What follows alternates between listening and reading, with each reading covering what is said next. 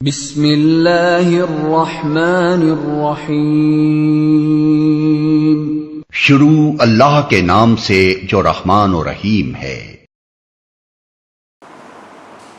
نحمدہ و نصلی علی رسولہ الکریم، اما بعد فاعوذ باللہ من الشیطان الرجیم، بسم اللہ الرحمن الرحیم۔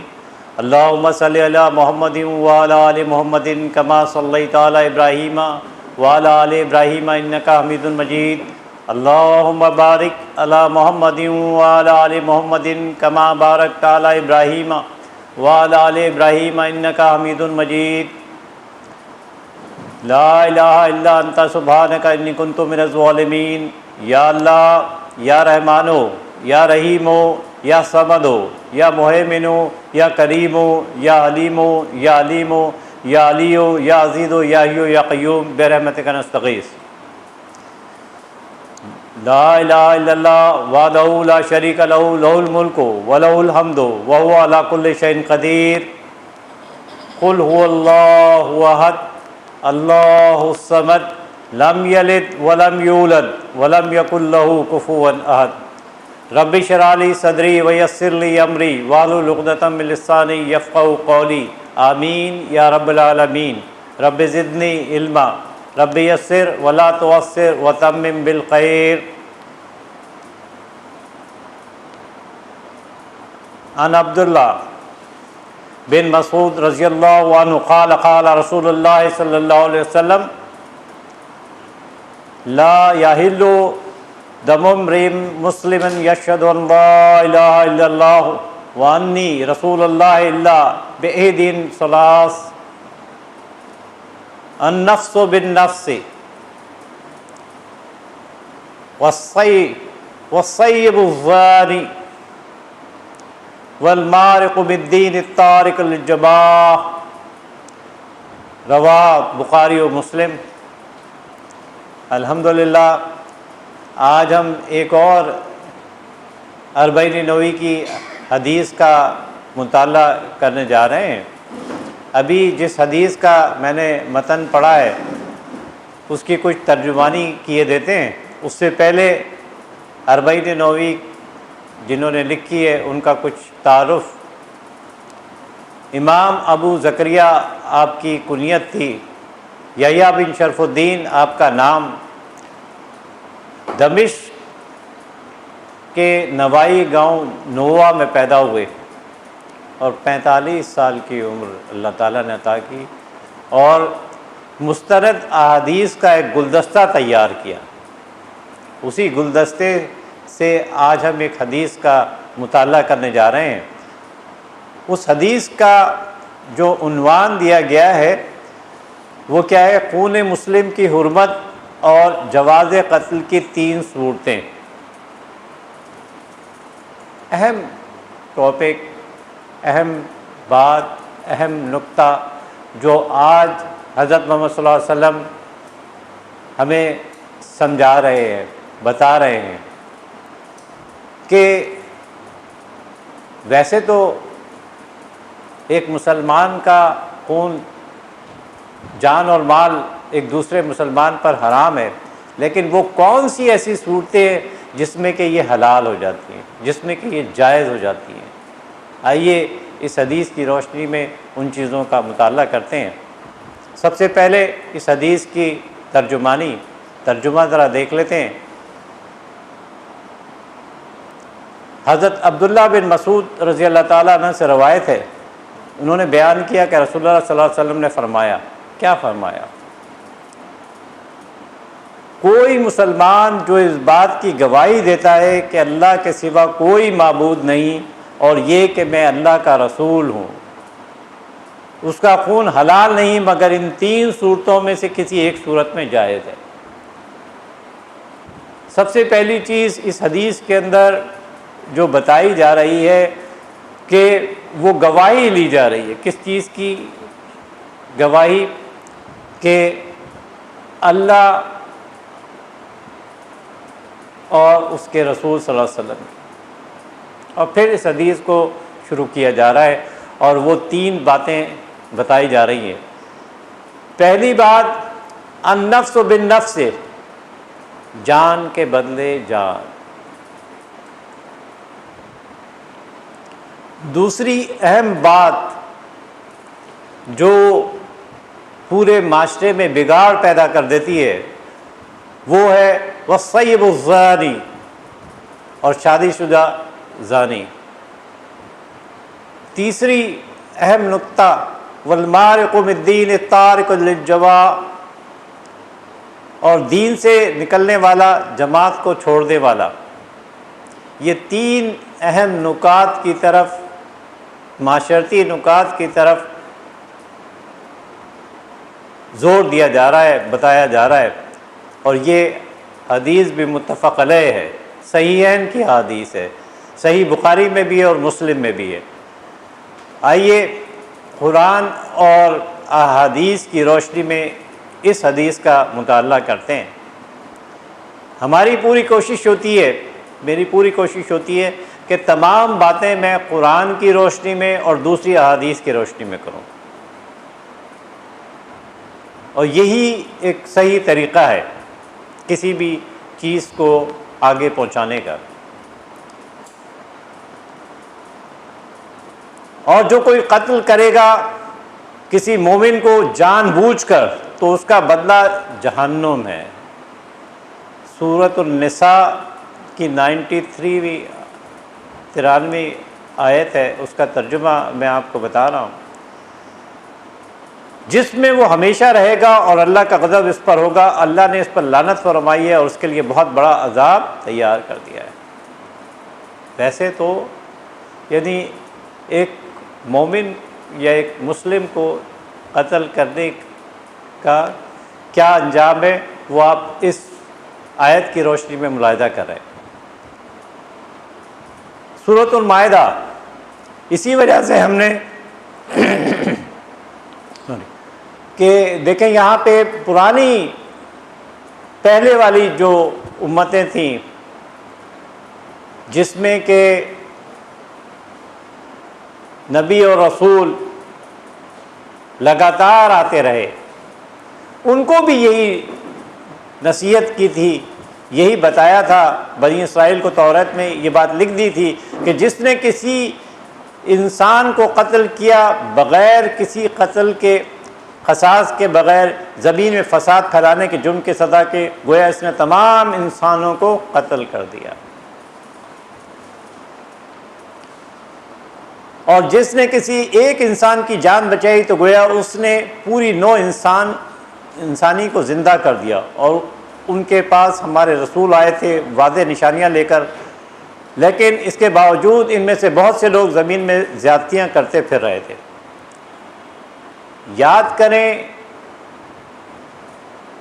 پے در پے، ایک کے بعد دوسرا اور دوسرے کے بعد تیسرے نبی اور رسول بنی اسرائیل میں آتے رہے، اور یہاں تک ہوا ہے کہ ایک ایک دن میں 40 نبیوں کو قتل کیا ہے اسی بنی اسرائیل والوں نے۔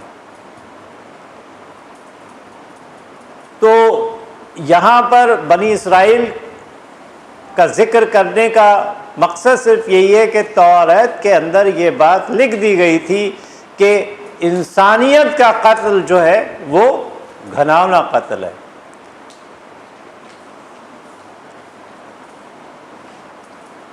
ایک انسان کا قتل تمام انسانیت کا قتل ہے۔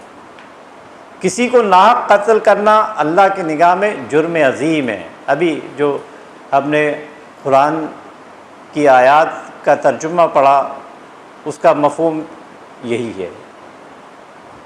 یہ فعل ایسا ہی ہے جیسے اس نے پوری نوع انسانی کو تحقیق کر دیا، اس لیے کہ اس نے قتل ناحق سے تمدن اور معاشرت کی جڑ کاٹ ڈالی۔ جان اور مال کا احترام ہی تو تمدن کی جڑ اور بنیاد ہے۔ آج ہم اپنے معاشرے کا جائزہ لیں کہ ہم کہاں کھڑے ہیں۔ جان اور مال، کیا ہمارے جان اور مال محفوظ ہیں؟ ہر ایک اپنے طور پر اس کا جواب دے لے کہ ہم آج کہاں کھڑے ہیں۔ یہ کون سا معاشرہ ہے جہاں ہم جی رہے ہیں؟ چاہے وہ امیر ہو یا غریب ہو، کیا جان و مال کی حفاظت،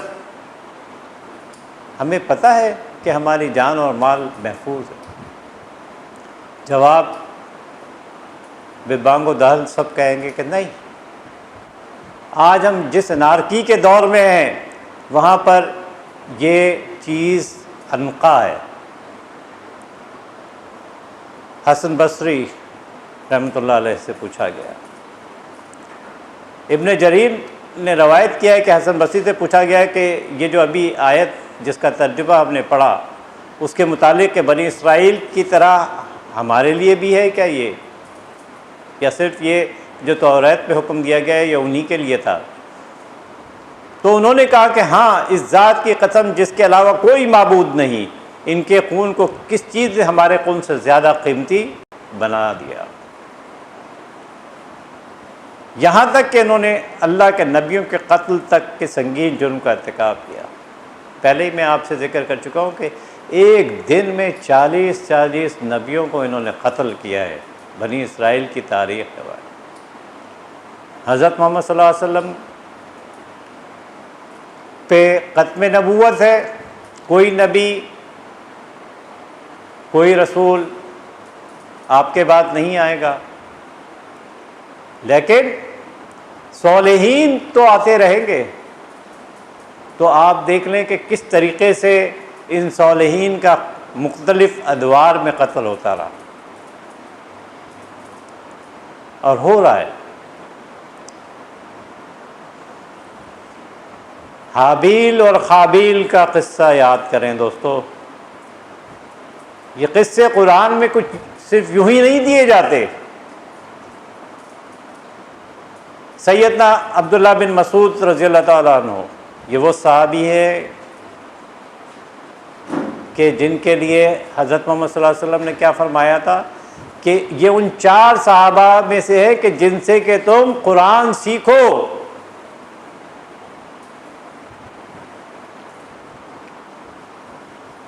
جو شخص بھی مظلوم قتل ہوتا ہے تو اس کے خون کا گناہ آدم کے پہلے بیٹے کون؟ قابیل۔ قتل سے قابیل یاد رکھیں، حابیل معصوم، تو قابیل قتل کس نے قتل کیا تھا؟ قابیل نے قتل کیا۔ تو قابیل آسانی سے یاد کرنے کا طریقہ یہ ہے کہ قابیل قتل، تو حابیل سے نہ ملا دیں، تو قابیل قتل۔ پہلا شخص جس نے قتل کیا، کیوں کیا؟ وہی زن۔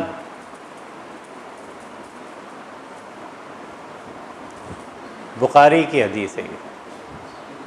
تو اب جو بھی جتنے بھی قتل اس دنیا میں رہتی دنیا تک ہوں گے، اس کا جو عذاب ہے وہ تو جو کرنے والا ہے اس کو تو ملے گا ہی ملے گا، لیکن ایک کریڈٹ کس کے کھاتے میں جائے گا؟ قابیل کے کھاتے میں۔ دوستوں تو دیکھ لیں کیسے ایک چیز کو اللہ تعالیٰ نے رہتی دنیا تک کے لیے بنا دیا، عبرت کا نشان بنا دیا۔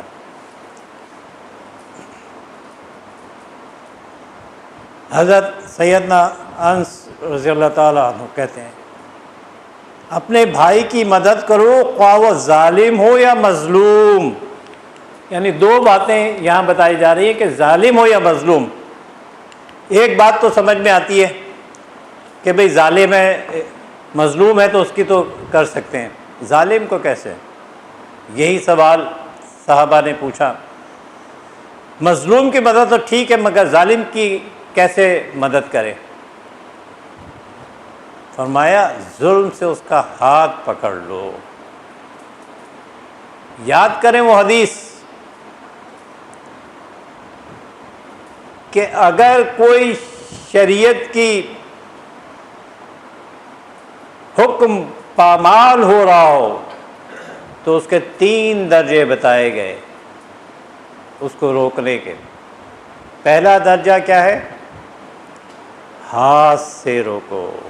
اگر اتنی قوت پاتے ہو، اپنے اندر اتنی کرچ ہے، اتنی صلاحیت ہے، اتنی سکت ہے، تو اس کو ہاتھ سے روکو۔ اگر ہاتھ سے نہیں روک سکتے ہو تو پھر زبان سے روکو، اس کے خلاف زبان استعمال کرو۔ اگر یہ بھی نہیں کر سکتے ہو تو کم از کم دل میں تو اس کا برا مانو، اور یہ سب سے آخری درجہ ہے۔ تو دوستو، ظلم سے اس کا ہاتھ پکڑ لو، تو یہ وہ پہلا درجہ ہے جہاں کہ ہم ظالم کو وہ کر سکتے ہیں۔ آج دیکھیے کیا ہو رہا ہے، آج ہمارا معاشرہ کہاں چلا گیا ہے؟ ظالم و مظلوم گھٹ مٹ ہو گئے ہیں۔ ظلم کی انتہا اتنی اس تک پہنچ چکی ہے کہ آج ظالم بے بانگ و دول پوچھتا ہے کہ میں مظلوم کیوں ہوں؟ اندازہ کریں کہ ہم کس نہج پہ آ گئے ہیں۔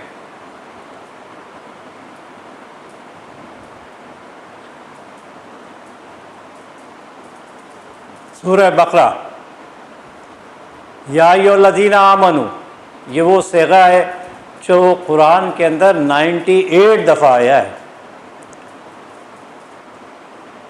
اے ایمان والو، تم پر فرض کیا گیا ہے مقتولوں کا قصاص لینا، آزاد کے بدلے آزاد، غلام کے بدلے غلام، عورت کے بدلے عورت۔ پھر جس کسی کے لیے اس کے بھائی کی طرف سے کچھ معاف کر دیا گیا تو اس کے لیے دستور کی پیروی کرنا اور خوبی کے ساتھ اس کو ادا کرنا ہے۔ یہ تمہارے رب کی طرف سے ایک آسانی اور مہربانی ہے۔ پھر جو زیادتی کرے اس فیصلے کے بعد تو اس کے لیے دردناک عذاب ہے۔ کلیئر کٹ باتیں بتا دی گئیں۔ یہ وہ حدود ہیں، یہ وہ تعزیرات ہیں اسلام کی جو متعین کر دی گئی۔ اس میں کسی قاضی کو اختیار نہیں دیا گیا، یہ حدود اللہ ہیں۔ ایک کفار کتنے قسم کا ہو سکتا ہے؟ ایک تو وہ حربی ہے جو کہ مسلمانوں سے جنگ کی حالت میں ہوتا ہے، دوسرا ذمی یعنی جو چھوٹا بن کے رہتا ہے مسلمانوں کے اسلامی معاشرے میں، اور نان مسلم ہے لیکن اس کی بھی حفاظت کرنا، جو کہ ذمی رہ رہا ہو بن کر، تو وہ اسلامی معاشرے کا، اسلامی حکومت کا فرض ہے۔ تیسرا معاہد، جس سے کہ معاہدہ ہوا ہو، جس کا قیام اس کے اپنے ملک میں ہو لیکن اس سے جنگ بندی ہوئی ہوئی ہو، کوئی جنگ بندی کا معاہدہ اگر کسی سے کیا ہوا ہے۔ تو دیکھیں ہمارا دین دین فطرت ہے، کیسی تعلیم دیتا ہے۔ ایک کافر کے بارے میں چیزیں متعین کی جا رہی ہیں۔ چوتھا کافر کیسا ہوگا؟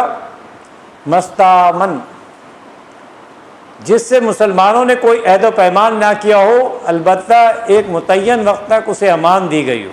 مثلا کوئی حربی کافر تجارت وغیرہ کی غرض سے امان طلب کر کے مسلمانوں کے ملک میں داخل ہوا، تو جس مدت تک اسے امان دی گئی ہے وہ مستامن ہے۔ یعنی یہ 4 قسم کے کافر ہیں۔ ان 4 کافروں کو یہاں پر ذکر کرنے کا مقصد صرف یہ ہے کہ جب ابھی قصاص کا معاملہ آئے گا تو ہر ایک سے مختلف طریقے سے اس کے تعین کیا گیا ہے کہ حربی سے کس طریقے سے نمٹا جائے گا، ذمی ہے تو اس سے کس طریقے سے، معاہد ہے تو اس سے کس طریقے سے، اور مستامن ہے تو اس سے کس طریقے سے۔ سورۃ المائدہ، یہی ہے سزا ان لوگوں کی جو لڑائی کرتے ہیں اور اللہ کے اور اس کے رسول سے اور زمین میں فساد پھیلاتے پھرتے ہیں، کہ انہیں عبرتناک طور پر قتل کیا جائے یا انہیں سولی چڑھا دیا جائے یا ان کے ہاتھ اور پاؤں مخالف سمتوں سے کاٹ دیے جائیں، یہ یا انہیں ملک بدر کر دیا جائے۔ یہ تو ان کے لیے دنیا کی زندگی میں رسوائی ہے، اور آخرت میں ان کے لیے مزید بہت بڑا عذاب ہے۔ دنیا اور دین دونوں کی چیزیں بتا دی گئی، یہ ان کی بخشش نہیں۔ جو اس قسم کی چیزیں اپنائیں گے ان کے لیے دنیا میں بھی کیا ہوگا اور آخرت میں تو ہے ہی ہے. سب نے پلٹ کر کہاں جانا ہے بھائی؟ اللہ کے پاس. یوم محشر سبھی نے کھڑا ہونا ہے اور وہ 5 سوالات کے جوابات سب نے دینے ہیں. ابن آدم کے قدم نہ ہل سکیں گے جب تک کہ وہ 5 سوال. ابن آدم یہ نہیں کہا گیا کہ مسلمان، مومن، مسلم، یہ نہیں، کافر، ہندو، سب جتنی دنیا کے اندر لوگ ہیں سب کے یوم حشر ان سے 5 سوالات کیے جائیں گے. وہ 5 سوالات کیا ہے دوستو؟ پیپر آؤٹ ہے. ایک عمر دی تھی، 10 سال، 20 سال، 50 سال، 100 سال، 60 سال، 70 سال، جو کچھ بھی ایک پیریڈ آپ کو دیا گیا تھا اس کو کہاں گزارا، کیسے گزارا، کیا کیا، اس کا جواب دینا ہے دوستوں میں. ایک ایک چیز ہماری ریکارڈ ہو رہی ہے. وہ چپ گردن سے نکال کر لگا دی جائے گی اور بتا دیا جائے گا یہ ہے تمہارا نامہ اعمال، پڑھو دیکھو. ہر چیز ہمارے خلاف گواہی دے رہی ہوگی. یہ ہاتھ، یہ زبان، یہ اسکن، یہ تمام جن لوگوں جن پر ہمارا آج کنٹرول ہے، یہ سب کے سب ہمارے خلاف گواہی دے رہے ہوں گے. تو اس وقت انسان جھنجھلا کر کہے گا کہ کل تک تو تم میرے ساتھ تھے، آج تم میرے خلاف ہو گئے ہو.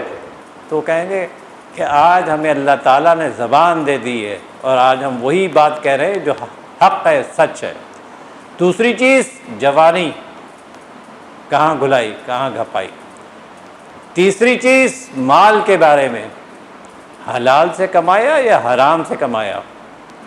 پھر چوتھی چیز، اس کو خرچ کہاں کیا، اللہ تللو میں، فوٹو سیشنز میں، یا نام و نمود کے لیے. آخری چیز جو علم حاصل کیا اس پر کتنا عمل کیا. تو دوستو پیپر تو آؤٹ ہے، سب چیزیں ہمارے سامنے ہیں. کیا ہم نے اس کی تیاری کی بھی ہے؟ سورہ بقرہ، اور اے ہوش مندو تمہارے لیے قصاص میں زندگی ہے تاکہ تم بچ سکو. یا تو قصاص لے لیں یا دیت، خون بہا، یا معاف کر دیں. یہ 3 صورتیں ہیں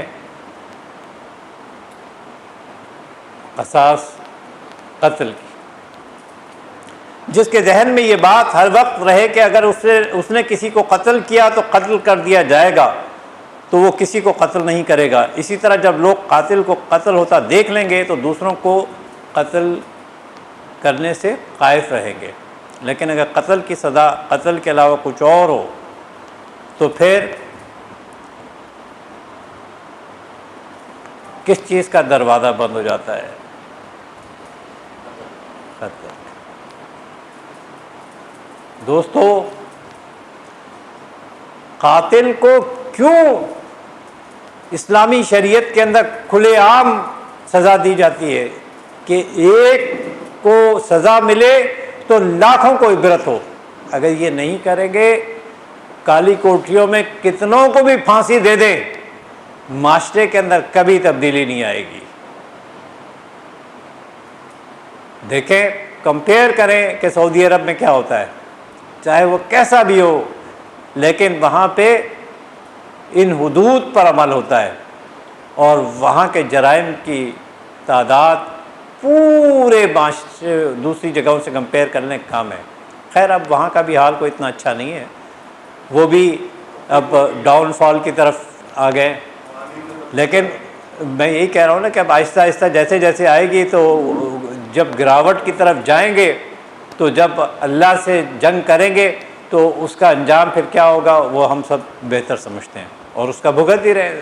پوری مسلم دنیا سمجھ لیں کہ ارباں ارب لوگ ہیں لیکن حیثیت زیرو.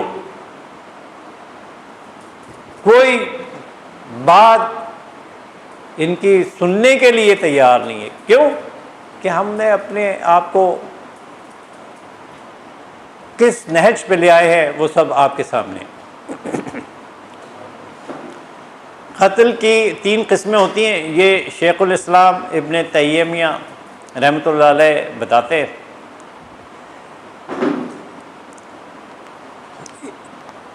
قتل عمد یعنی کوئی کسی کو قصدن قتل کر دے، قصدن قتل کر دے، اس قتل پر قصاص واجب ہے. مقتول کے وسع چاہیں تو اسے قتل کر دیں، معاف کر دیں. قاتل کے علاوہ کسی دوسرے کو قتل کا جائز نہیں ہے. اور یہاں ہمارے ملک میں کیا ہو رہا ہے کہ پریزیڈنٹ صاحب کو یہ دے دیا گیا ہے کہ وہ جس کی چاہے معاف کر دیں، اور ہمارا دین ہمیں کیا سکھا رہا ہے کہ اس کا کسی اور کو وہ نہیں. ریمنڈ ڈیوس کا جو چیز رچائی وہ ہم آپ سب کے سامنے ہیں. تو دوستوں ہم کہاں کھڑے ہیں؟ اندازہ کر لیں کہ ہم پر ہر قسم کا عذاب اللہ تعالیٰ نے مسلط کیا ہوا ہے، لیکن پھر بھی ہماری آنکھیں نہیں کھلتی. قتل شبہ عمد یعنی کسی نے ظلم و عدوان کی نیت سے کسی کو کوڑے یا لاٹھی وغیرہ مارنا شروع کیا. اسے جان سے مار دینا نہیں چاہتا تھا، لیکن اس ظلم و زیادتی کی وجہ سے وہ آدمی مر گیا. جیسے تھانوں میں عام رواج ہے، ہمارے تھانوں کا یعنی یہ عام رواج ہے کہ وہ بجائے اس کے کہ چیزوں کو پازیٹیولی لے، وہ اس کو نتیہ بنسیا کر دیتے ہیں اس کو. تو اس کی دیت کیا ہے کہ 100 اونٹ ہے جن میں سے 40 روٹیاں حاملہ ہونی چاہیے. یعنی یہ کہ اس کی قیمت کے عوض اب دیں گے. لازم بات ہے کہ وہ اونٹوں والا معاملہ تو نہیں رہے گا. اب اس کی جو قیمت، جو بھی ایک اونٹ سے ریلیٹڈ قیمت متعین ہوگی، اس حساب سے یہ دیت دینی ہوگی. تیسرا قتل خطا کہ کہیں شکار کرنے گئے اور کہیں پہ وہ کیا تو پتہ چلا کہ غلطی سے کسی کو مارنا چاہتے تھے، یا ایکسیڈنٹ ہو جاتا ہے، روڈ ٹریفک ایکسیڈنٹ. مارنا تو نہیں چاہتے لیکن غلطی سے سامنے اگر آ گیا تو یہ قتل خطا ہے. اس میں قصاص نہیں ہے بلکہ صرف دیت اور کفارہ ہے. دیکھیں کیسا ہمارا دین ہے کہ ایک ایک جگہ پر بتایا جا رہا ہے، سمجھایا جا رہا ہے، سکھلایا جا رہا ہے. دریا کو کوزے میں بند کر دیا ہے فی القصاص حیات کے اندر. پوری زندگی کا راز اسی میں ہے. قتل ہی سے بنتا ہے. مقتول کے وارث قصاص پر ہی مضر ہوں، یا تو قصاص تو معاف کر دیں، دیت لینا چاہیں، یا سب کچھ معاف کر دیں. یہ سب سے اعلیٰ اور عرفہ وہ ہے. مقتول کے وارثوں میں سے اگر کوئی ایک بھی قصاص معاف کر دے تو قصاص کا معاملہ ختم، اور پھر باقی صورتوں میں ممکن صورت پر عمل ہوگا. یہ سب کا سب جو ہے نا، یعنی دیکھیں کہ کیسے ایک ایک چیز ہمیں بتائی جا رہی ہے. کافر کے بدلے مسلم کو قتل نہ کیا جائے گا. یعنی کہ کافر، یعنی اب اس کی بھی کافر اگر حربی ہو اور اگر ذمی ہو تو اس کا قصاص یا دیت یا عفو ضروری ہے. تو کہنے کا مطلب یہ ہے کہ اگر باپ نے بیٹے کو قتل کر دیا تو اس کا قصاص نہیں لیا جائے گا. اگر عورت اور مرد یا عورت کو قتل کر دے تو پھر اس کا کیا ہونا ہے؟ تو یہ اس پر شریعت ہماری خاموش ہے، اور یہ قاضی کے ثوابدیت پر ہے. جان کی دیت 100 اونٹ ان کی قیمت کے برابر، یا جو بھی یعنی رواج کے مطابق جتنا بھی پیسہ بنتا ہے وہ دینا پڑے گا. اس کا مشاہدہ آج بھی سعودی معاشرے میں کیا جا سکتا ہے کہ وہاں دیکھیں کس طریقے سے کم ہے. لیکن اب کیونکہ انہوں نے بھی ان کے اس معاشرے میں بھی ان کی اس اسلامی شریعت میں بھی شگاف آ گئے ہیں. اب انہوں نے بھی مختلف قسم کی چیزیں اپنے اندر اپنا لی ہیں. تو اب اس کا آفٹر ایفیکٹ کچھ عرصے کے بعد ہی پتہ چلیں گے. پہلے جو کچھ تھا تو اس کا تھا، اب جو انہوں نے چینجز لائی ہیں اب اس کے آفٹر ایفیکٹ پتہ چلیں گے. دیکھ ہی رہے ہیں کہ یمن میں کیا ہو رہا ہے کہ امریکنز نے ان کو جکڑ کے رکھا ہوا ہے. کہ ایک گولہ اپنے ہی مسلمان بھائیوں پہ گرواتے ہیں، وہ ان سے بھی پیسے لیتے ہیں اور وہ یمنیوں کو بھی سپورٹ کر رہے ہیں۔ وہاں پہ انہوں نے ان کو، اب دیکھیں نا، پروف ہو گیا کہ داعش کو کون سپورٹ کر رہا ہے۔ سابق افغان صدر کیا کہہ رہا ہے کہ داعش کو سپورٹ کرنے والا امریکہ ہے۔ دوستو آنکھیں کھولے، کہاں ہیں ہم؟ شام کے اندر یہ سب کچھ جنگ جو ہو رہی ہے کہ وہاں پہ کون کس کی سپورٹ کر رہا ہے، پوری کی پوری فوجیں لگے تیار ہے، فیلڈ آف بیٹل تیار ہے۔ مرحمت العظمیٰ، آرمگڈون یہ ہونے جا رہا ہے شام کے اندر، تیاریاں ہو رہی ہیں دوستو، بیٹل وار سج چکی ہے۔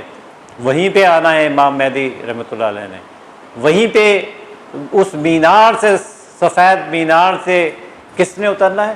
حضرت عیسیٰ علیہ السلام۔ وہیں پہ دجال نے آنا ہے، کیونکہ مکہ اور مدینہ میں تو دجال نہیں آ سکتا۔ کیوں؟ کہ وہاں پہ تو فرشتے نے یعنی ان جگہوں کی حفاظت کی ہوئی ہے، اور فرشتے اس کو اس جگہ سے بھگائیں گے۔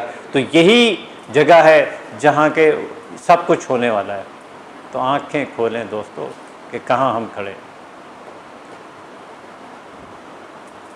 دنیا کے متحد ملکوں نے اب اس کو بالکل ہی منسوخ کر دیا ہے۔ ایون اب دیکھ لیں کہ سعودی عرب نے بھی اس چیز کو، جو نئے قانون کے اندر شگاف ڈلی ہے، اس میں کیا ہوتا ہے، تم ایک قاتل کی جان بچا کر بہت سے بے گناہ انسانوں کی جانیں خطرے میں ڈالتے ہو۔ اب دیکھیں اگر آپ 100 آدمیوں کو بھی یعنی کالی کوٹری کے اندر پھانسی دے دیں گے تو کیا اس میں معاشرے میں تبدیلی آ جائے گی؟ کبھی بھی نہیں آئے گی۔ ایک کو اگر بیچ چوک میں پھانسی لگا دی جائے اور سب کو نظارہ کرایا جائے، دیکھیے کیسے تبدیلی نہیں آتی ہے۔ تو دین اسلام دین فطرت ہے۔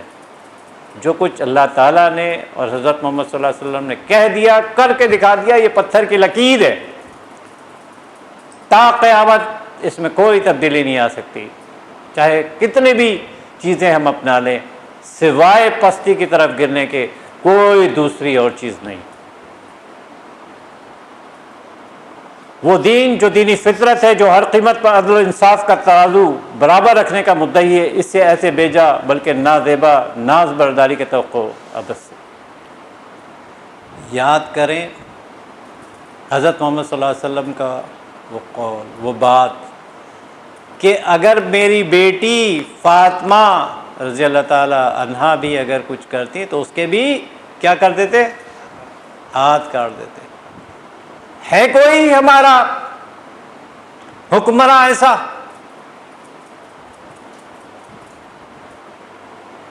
آج ہم بدماشیاں کرتے ہیں، ڈاکے ڈالتے ہیں، چوریاں کرتے ہیں، کیا نہیں کرتے، قتل و غارت گری کرتے ہیں، قادیانیوں کو مسلمان بناتے ہیں نعوذ باللہ، اور پھر بھی ڈٹے ہوئے۔ یہ ہے ہمارا کیریکٹر، اور پھر بھی ہم کہتے ہیں کہ میں بے قصور ہوں۔ بدبختو، عمر کے اس حصے میں پہنچ گئے ہو کہ کسی وقت بھی اللہ کی طرف سے بلاوا آ سکتا ہے۔ تو یاد رکھو یہ تو دنیا ہے جس کا کہ ایک جھلک اللہ تعالیٰ نے تمہیں یہاں دکھا دی ہے، جو تم نے لوگوں سے وعدے کیے تھے اور جس سے تم پھر گئے، اور اب تمہیں اللہ تعالیٰ نے ایک جھلک صرف اس دنیا میں دکھا دی کہ تمہارا اقتدار کیا ہے اور تم کیا ہو۔ ابھی تو تمہیں وہاں پر بھی دیکھنا ہے۔ جس طریقے سے سود کے اندر اس ملک کو تم نے جکڑ دیا ہے، اس کا تمہیں جواب دینا پڑے گا، اس کا تمہیں جواب دینا پڑے گا۔ کچھ تو یہاں بھگت رہے ہو اور ابھی وہاں بھگتو گے۔ زنا کرنے والی عورت، زنا کرنے والی مرد، دونوں میں سے ہر ایک کو 100 کوڑے لگائے جائے۔ یہ تو اس کے لیے تھا جو غیر شادی شدہ ہو، اور جو شادی شدہ ہوگا اس کو رجم کیا جائے گا۔ یہ حضرت محمد صلی اللہ علیہ وسلم سنت سے اور حضرت موسیٰ علیہ السلام کی اس سے ثابت ہے۔ اور یہی چیز حضرت محمد صلی اللہ علیہ وسلم نے کر کے دکھائی کہ شادی شدہ زانی اور زانیہ کو رجم کیا جاتا ہے. آزاد عاقل بالغ و شادی شدہ مرد و عورت کے لیے زنا کی سزا رجم سنسار کرنا ہے یہاں تک کہ وہ مر جائے. رجم زمین میں گاڑ کر پتھر مار کر سنسار کرنے کو کہتے ہیں. اب اندازہ کرے کہ اگر کسی نے یہ چیز کی ہو اور اس کو اس طریقے سے بھرے مجمع کے اندر تمام لوگوں کے سامنے کیا جائے تو کسی کی دوسرے کی ہمت ہوگی کہ وہ یہ چیز یہ عمل دہرائے. ہم نے اپنے کانوں پر، اپنی زبانوں پر، اپنے دلوں پر مہر لگا لیے. سم بکم ینفعہم لا یرجعون. ہم تو اس چیز کا بن چکے ہیں. آج ہم اپنے گریبانوں میں جا کے مجھ سمیت ہم سب، کیا ہم ان چیزوں کو کچھ کراہت محسوس کرتے ہیں؟ نہیں دوستو، نہیں، کچھ نہیں. ہمارے روٹین میں کچھ فرق آتا ہے؟ نہیں، کچھ نہیں. سب چیزیں چل رہی ہیں.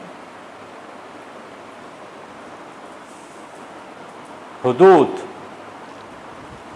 یعنی وہ سزائیں شریعت کی اصطلاح میں حدود کہلاتی ہیں جس کا کہ اللہ تعالیٰ نے خود بخود متعین کر دیا ہے. اس میں کسی قاضی اور حکمراں کو کوئی دخل اندازی نہیں. جو بتا دیا گیا ہے اس پہ عمل ہونا ہے. اس میں کوئی چیز کچھ نہیں کر سکتا. چاہے صدر بھی ہو تو کوئی کچھ نہیں کر سکتا. جیسے ہم دیکھیں کہ ہمارے اس میں صدر کو اختیار دے دیا گیا ہے. کس معاشرے میں ہم جی رہے ہیں؟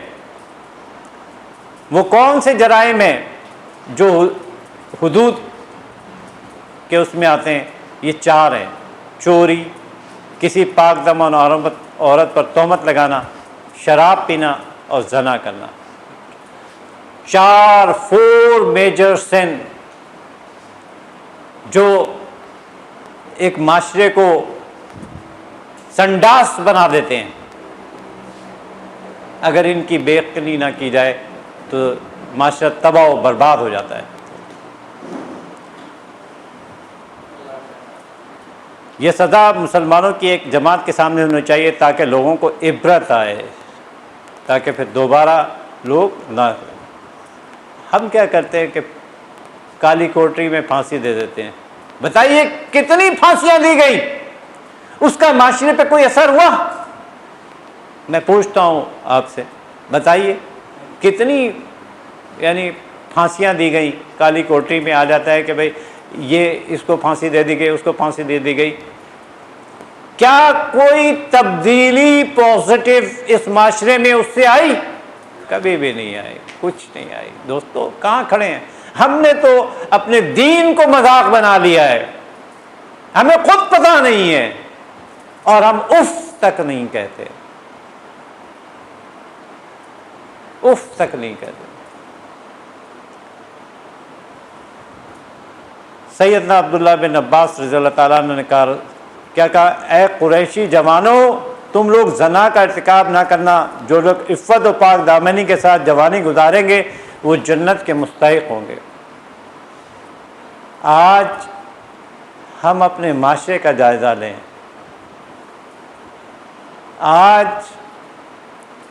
ہماری ماؤں، بہنوں، بیٹیوں کو کیا بنا دیا گیا ہے؟ گھر سے اٹھا کے بازار میں لے آیا گیا ہے. اور یہود و نصارہ کی یہ چال تھی جس میں کہ وہ کامیاب ہو گئے کہ ان کی ماؤں، بیٹیوں، بہنوں، بیویوں کو بازار میں لے آؤ، ان کا جنازہ خود ہی نکل جائے گا. ان کو ایٹم بم مارنے کی ضرورت نہیں ہے. اور آج دیکھ لیں کہ ہم یعنی کون سا ایسا اشتہار ہے جس میں ہماری مائیں، بہنیں، بیٹیاں نہیں آ رہی، اور کس طریقے سے وہ چیزیں ہو رہی ہیں آپ خود اور میں دیکھ رہے ہیں.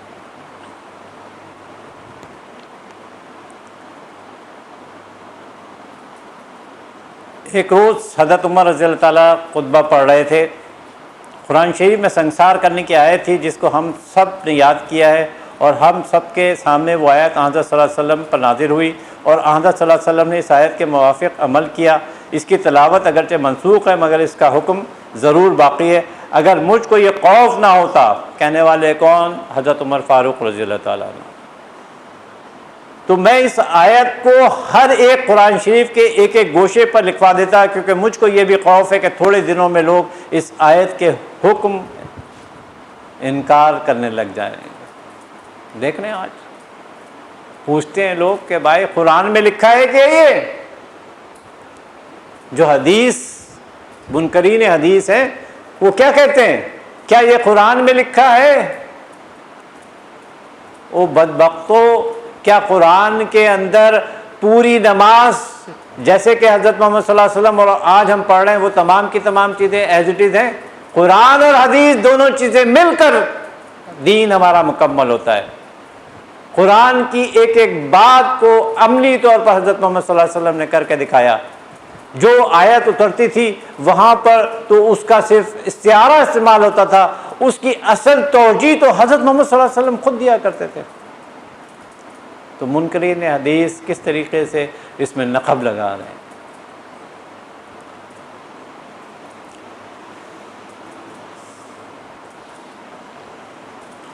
بدکاروں پر رحم کرنا سارے اسلامی معاشرے کے ساتھ بے رحمی ہے، اور حدود الہی میں نرمی ہی سے پہلے امتوں پر تباہی آئی تھی.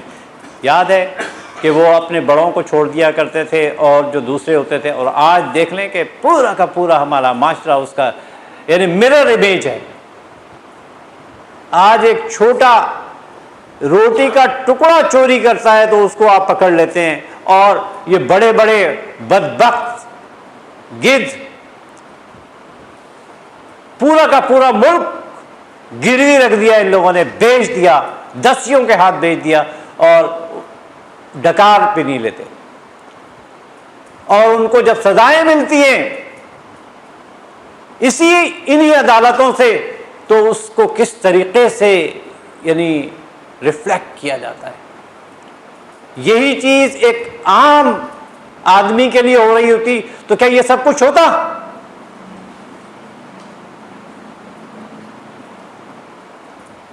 اگر ان لوگوں کو کچھ لوگوں کو لٹکا دیا جائے نا، میں صحیح بتا رہا ہوں آپ کو، اگر کچھ لوگوں کو لٹکا دیا جائے تو پھر دوبارہ یہ چیزیں نہ ہوں. لیکن ہمارا معاشرہ ایسا نہیں. میں آپ سب، اب میں اتنی جرت وہ نہیں ہے. یہاں پہ تو بلڈ شیڈ جب تک کہ نہ ہوگا، جب تک کہ یعنی خونی انقلاب نہیں آئے گا، یہاں تبدیلی ممکن نہیں.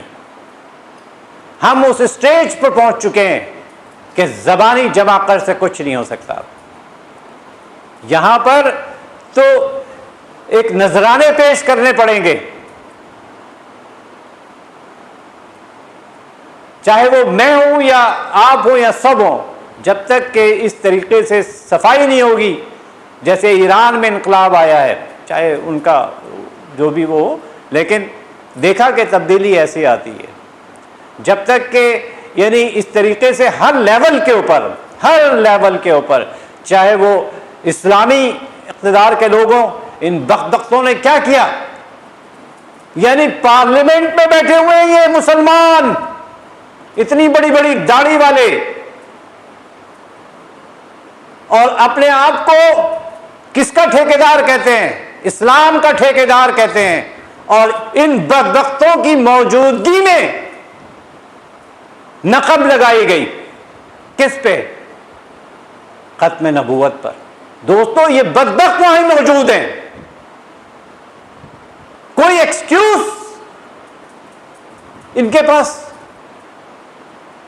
کیا کوئی ترمیم ایک دن میں تو نہیں آتی دوستو، اس کو باقاعدہ کمیٹی میں جاتی ہے، کمیٹیاں بنی ہوئی ہیں، اس کے اندر ہر ایک کی ریپرزنٹیشن ہے. یہ تمام کھلواڑ کیا گیا ہے.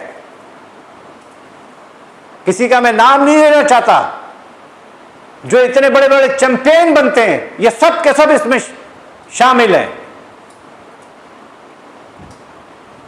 ٹھیک ہے نا؟ انہی کی موجودگی میں یہ جو اتنے بڑے بڑے یعنی اسکالرز ہیں، اتنے بڑے بڑے مختلف اسلامی جماعتوں کو ریپرزینٹ کرتے ہیں، تو یہ بھی تو اسی پارلیمنٹ میں موجود ہے فزیکلی. کسی کے پاس سینیٹر ہے، کوئی جو ہے قومی اسمبلی کا ممبر ہے، تو کیا یہ اس کے اندر شریک نہیں ہے؟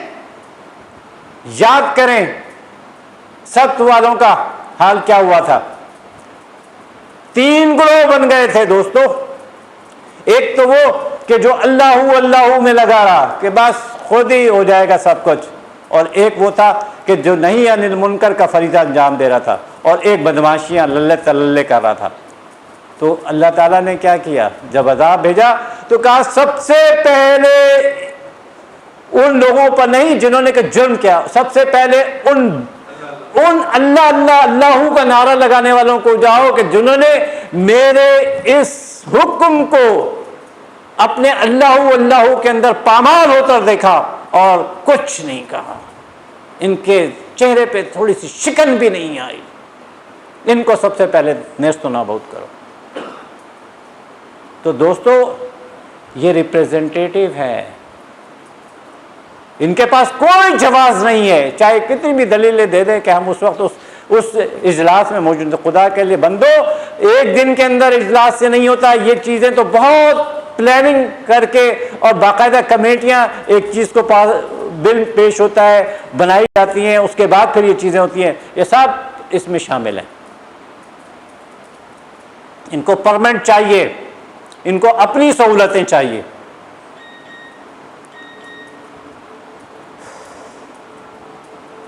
حضرت انس رضی اللہ تعالیٰ عنہ کرتے ہیں، انہوں نے بیان کیا نبی صلی اللہ علیہ وسلم کی خدمت میں عقل کے لوگ،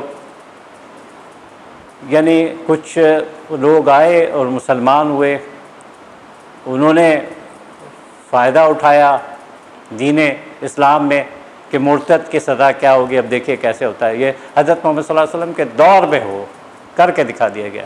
اسلام لے آئے، خوب پلے، ان کی یعنی براڑی سے آئے ہوئے تھے، دیہاتوں سے آئے ہوئے تھے، ان کی خوب خاطر مدارت کی گئی، اور اس کے بعد جب وہ وہاں کے آب و ہوا ان کو راس نہ آئی تو ان سے کہہ دیا گیا کہ ایک آپ الگ ایریے کے اندر باقاعدہ ان کو وظیفہ اور دوسری چیزیں دے دی گئی۔ تو اب ان لوگوں نے کیا کیا کہ انہی لوگوں کو مار دیا، اور وہ اونٹ بھی لے کے چلے گئے، اور ان کو جب بلایا گیا مار کر اور دین سے پھر گئے، مرتد ہو گئے۔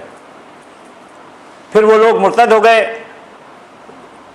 آپ نے ان کے پیچھے آدمیوں کو بھیجا، وہ لائے گئے، آپ نے ان کے ہاتھ پاؤں کٹوا دیے اور ان کی آنکھوں کو پھڑوا دیا، اور ان کے کاٹنے کی جگہ داغ نہیں لگایا، یہاں تک کہ وہ مر گئے، عبرت کا نشان بنا دیا۔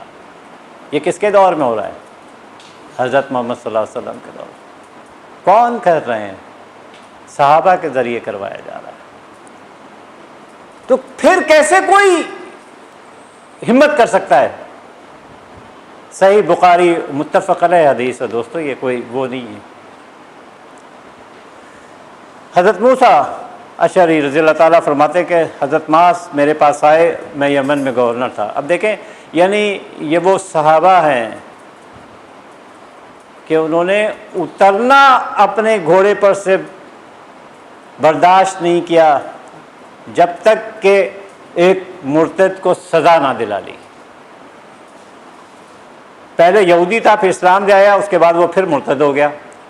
تو جب آپ حضرت معاذ تشریف لائے تو کہا کہ میں اپنی سواری سے اس وقت تک نہیں اتروں گا جب تک کہ اسے قتل نہ کر دو گے۔ مرتد کو پہلے سزا دو، اس کے بعد حدود اپلائی کرو، اس کے بعد میں تمہارے پاس تم سے اتروں گا اپنی سواری سے۔ دیکھیں، یہ وہ صحابہ تھے جنہوں نے پریکٹیکلی چیزوں کو کر کے دکھلایا۔ اسے قتل کیا گیا، اسے ٹائم دیا، جو بھی تھا اس کو پہلے سمجھایا گیا تھا، جو بھی اس کی وہ تھے کہ واپس آ جاؤ، سب چیزیں کرنے کے بعد اس کو قتل کیا گیا، اس کے بعد پھر آپ اترے۔ دوستو،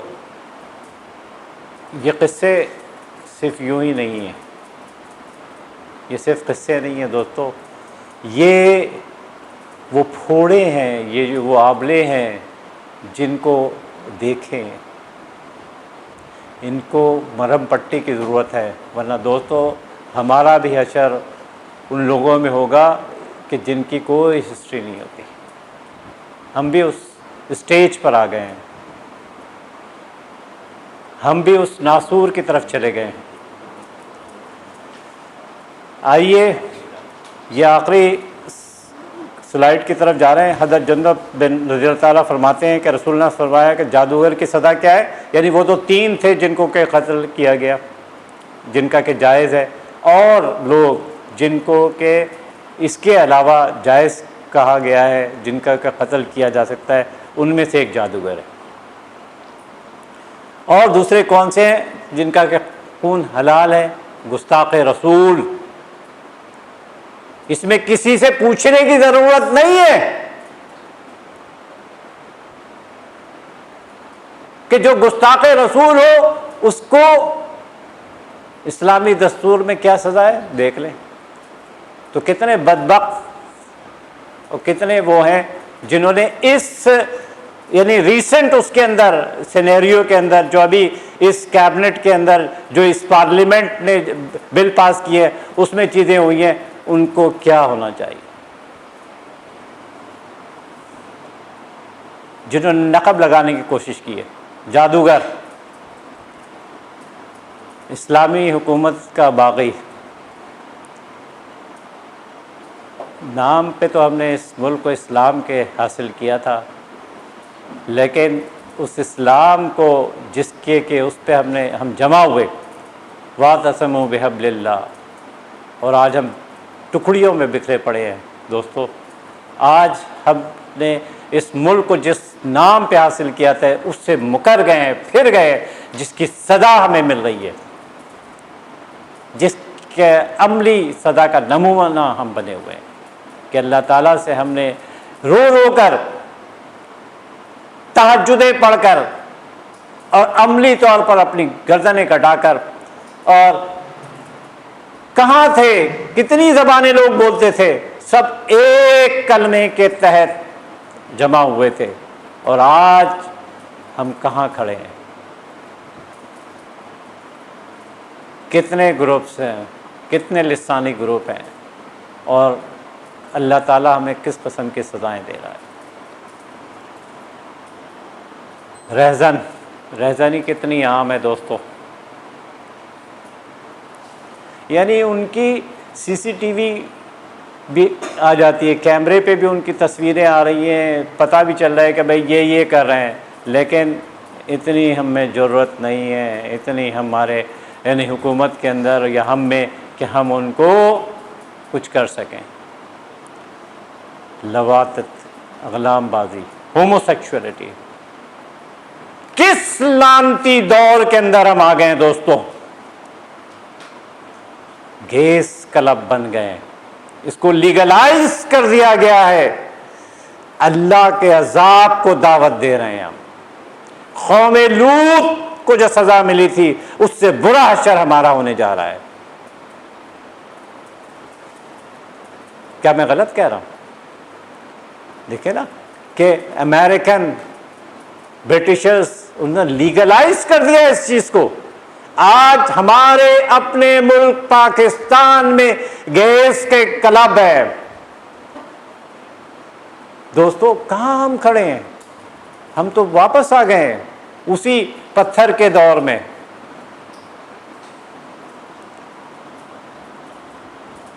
اپنی محرم سے زنا کر،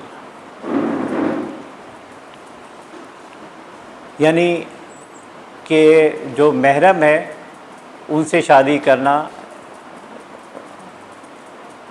صحیح نہیں۔ یہ آخری سلائیڈ ہے۔ دوسرا خلیفہ، ایک خلیفہ ہو گیا، دوسرا خلیفہ بھی اس سے وہ لے رہا ہے تو اس کو قتل کر دیا جائے، زمین میں فساد پھیلانے والے۔ تو الحمدللہ لینا چاہ رہے ہیں، لے لیں، واپس لے آئیں گا۔ تو کہنے کا مطلب یہ ہے کہ وہ 3 چیزوں کے علاوہ یہ اور بہت ساری چیزیں تھیں جس پہ کہ یعنی مسلمان کا خون حلال ہے۔ یعنی جیسے دیکھیں نا کہ سعودی عرب میں کیا ہوا تھا، ایک خلیفہ تو ہے وہاں جو بھی ہے جیسے بھی ہے، یعنی جتنی بھی، اب وہ دوسرا اس کے اوپر کوپ کر دے اور دونوں پیرلل بن جائیں تو ایک جو صحیح ہے اس کو رکھا جائے گا، دوسرے کو ختم۔ یاد کریں امام حسن رضی اللہ تعالیٰ عنہ نے کیا کیا تھا؟ بھائی 6 مہینے کے بعد چھوڑ دیا تھا نا. امیر معاویہ رضی اللہ تعالیٰ عنہ کے اس میں دستبردار ہو گئے تھے نا, انکنڈیشنل دستبردار ہوئے تھے. بعد میں جو بھی چیزیں ہوئیں وہ ایک الگ ہے, لیکن یہ یاد رکھے کہ نبی اور رسول معصوم ہوتے ہیں اور صحابہ محفوظ ہوتے ہیں. یہ دو ٹرمز یوز ہوتی ہیں. معصوم کا مطلب یہ ہے کہ ان سے کوئی خطا نہیں ہو سکتی, اللہ کی ڈائریکٹ نگرانی میں ہوتے ہیں. یہ تو ہے درجہ نبی اور رسول کا. اور جو صحابہ ہیں ان کا درجہ کیا ہے کہ وہ محفوظ ہیں, ان کے ہم اف بھی نہیں کر سکتے. وہاں پہ ہمیں خاموشی اختیار کرنی ہے. وہاں پہ یہ نہیں کہہ سکتے کہ یہ صحیح ہے یا یہ صحیح ہے. ہم کون ہوتے ہیں؟ یاد کریں کہ کچھ بدری صحابی تھے, کچھ جنگ غزوہ احد میں تھے, کچھ کہیں تھے, یعنی بعد میں کتنی ان سے خطائیں ہوئی, لیکن اللہ تعالیٰ نے انہیں معاف کر دیا تھا. تو ہم کسی پہ انگلی اٹھانے والے کون؟ تو ان باتوں کا خیال رکھیں. جو کچھ ہم نے آج پڑھا